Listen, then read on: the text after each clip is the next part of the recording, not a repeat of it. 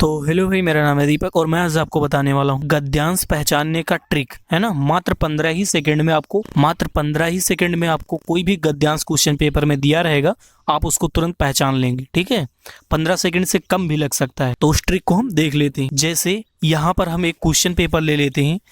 ये 2023 सामान्य हिंदी का क्वेश्चन पेपर है, क्लास 12। ठीक है, तो इसमें हम क्या देखेंगे है ना, इसको कैसे पहचानेंगे। मान लिया ये गद्यांश दिया हुआ है, पहले इसको पढ़ेंगे। पढ़ने में कितना टाइम लगेगा, इस एक लाइन पढ़ने में कितना टाइम लगेगा, है ना। देख लेते हैं। मातृभूमि पर निवास करने वाले मनुष्य राष्ट्र का दूसरा अंग है। पृथ्वी और मनुष्य ना हो तो राष्ट्र की कल्पना असंभव है। ठीक है, इसको पढ़ने में मात्र 6 से 7 सेकेंड लगे। ठीक है, और हमें पता कैसे चलेगा कि ये किस पाठ का है, तो आप स्पष्टतः देख सकते हैं। पहले पाठ का नाम क्या है, राष्ट्र का स्वरूप। ठीक है, जिसके लेखक डॉक्टर वासुदेव शरण अग्रवाल जी। तो क्या होगा, तो इस पद्यांश में क्या लिखा है देख लीजिए आप, राष्ट्र का स्वरूप, है ना। यहाँ पर भी क्या लिखा है, राष्ट्र। ठीक है, यहाँ पर भी क्या लिखा है, राष्ट्र। तो इससे आपको तुरंत पता चल जाएगा कि ये पहले पाठ का ही है ना।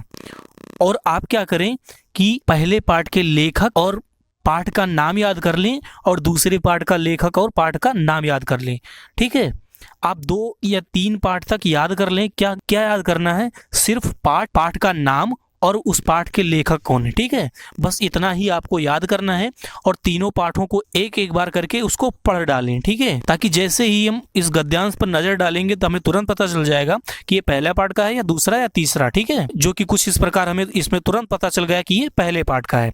पहला पाठ का नाम क्या है, राष्ट्र का स्वरूप। इसमें राष्ट्र शब्द कई मिले हमें, देख लीजिए आप। ये देख लीजिए 1-2 बार है ना, राष्ट्र का स्वरूप, राष्ट्र का दूसरा अंग। ठीक है, इससे हमें तुरंत पता चल गया कि ये पहले पाठ का है। ऐसे ही सिर्फ आपको पाठ का नाम याद कर लेना है और उस पाठ के लेखक कौन है। ठीक है, और उन तीनों पाठ को आप एक एक बार पढ़ डालिए। ठीक है, पाठ 1 और 2 और 3। पाठ 1 का नाम क्या है, तो राष्ट्र का स्वरूप। इसके लेखक कौन है, डॉक्टर वासुदेव शरण अग्रवाल जी हैं। और पाठ 2 अशोक के फूल पाठ का नाम है और इसके लेखक मैथिली शरण गुप्त जी हैं। ठीक है, आपको 2025 के बोर्ड एग्जाम में यही 2 पाठों में एक गद्यांश देखने को मिल जाएगा। और आप ज्यादा भटके ना।